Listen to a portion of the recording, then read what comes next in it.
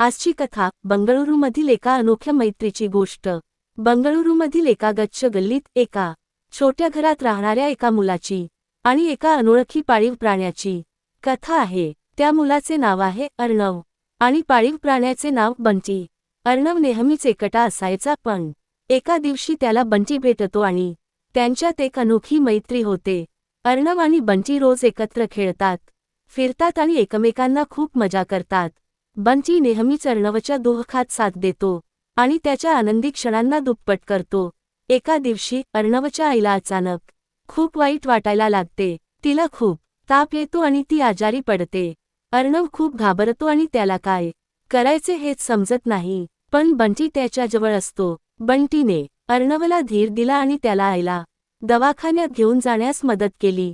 दवाखान्यात डॉक्टरांनी आईला आराम करण्यासाठी सांगितले। अर्णव आणि बंटीने मिळून आईची खूप काळजी घेतली। बंटीने अर्णवच्या आईला खूप हसवलं आणि तिने लवकरच बरं व्हायला मदत केली। या कथेतून आपल्याला हे शिकायला मिळतं की मैत्री किती महत्त्वाची आहे। मैत्री आपल्याला अडचणीच्या काळातही साथ देऊ शकते आणि आनंदी क्षणांना खास बनवू शकते।